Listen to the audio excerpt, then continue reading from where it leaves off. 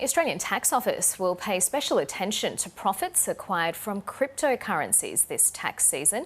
While the sector is still largely unregulated, it has seen a rush of new investors in the past year, putting it firmly in the sights of the Tax Office. For more, I'm joined by Dimitrios Salampasis, who's a lecturer in FinTech innovation at Swinburne University.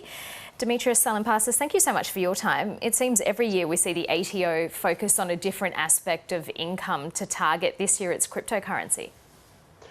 Yes, hello, and thank you so much for the invitation. In Australia, some recent data show that 3.4% of the Australian population currently owns some sort of some form of a cryptocurrency, and that is approximately translated to 0.9 million people. And of course, if we look at global data, we're looking at the overall marketplace of cryptocurrency assets in a combined value of approximately 1.6 trillion US dollars. So 300 million people globally own some sort of a kind of cryptocurrency. So we're looking into a space which can't yet be any more ignored. Therefore, for sure, ATO, I think, is doing a great job towards providing this kind of incentivization for tax obligations, because also bearing in mind that cryptocurrencies, because of their pseudonymous nature, many people think that basically they are not liable for any tax obligations. That's why reports say that the ATO is already contacting 100,000 people to review their previously lodged returns and ensure that they're correct, and also approximately 300,000 people to be reminded of their tax obligations. So I wanted to ask about that, given that there are a number of people who trade in crypto to evade tax, and they may not cash it back in Australian dollars. How will the ATO find them?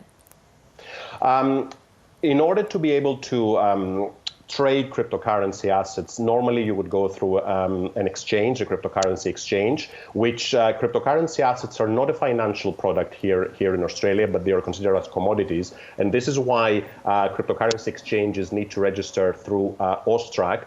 And through what we call a data matching protocol, ATO has access to all these transactions in collaboration with the cryptocurrency exchange. Therefore, they're able to track down what kind of transactions taxpayers have been exposed to. And also bearing in mind that because of the space and the lack of harmonized regulation, and also the fact that you can use such kind of vehicles for multiple purposes, for acquiring, for holding, for disposing, even as an investable asset, taking into account, for example, yield farming or other techniques. It also means you have to have the right translation into in which kind of tax and audit requirement would that fall. So this is a very, let's say, technical difficulty around deciding exactly what kind of capital gain tax you would be exposed to, if it would be an income, if you are a business, if you are an investor, if you are simply an owner. So that is a very interesting space, and we're going to be seeing a lot more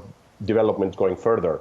Yeah, it is such a huge growth area. Are governments looking at regulation and legislation in this space?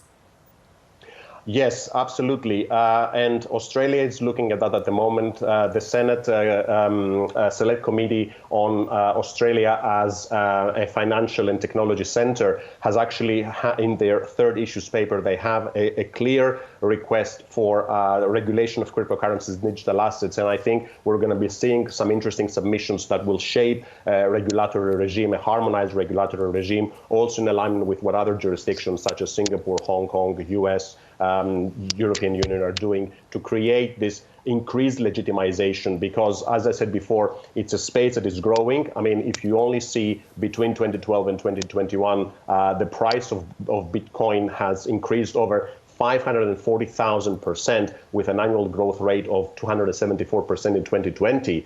And recent data show that the space of cryptocurrency assets in a compound annual growth rate will be on a 56.4% from 2019 to 2025.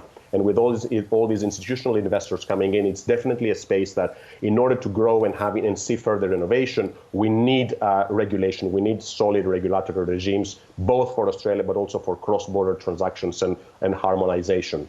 Yeah, it's such a fascinating space. Dimitrios Salampasis, thank you so much for your time. Thank you. Take care.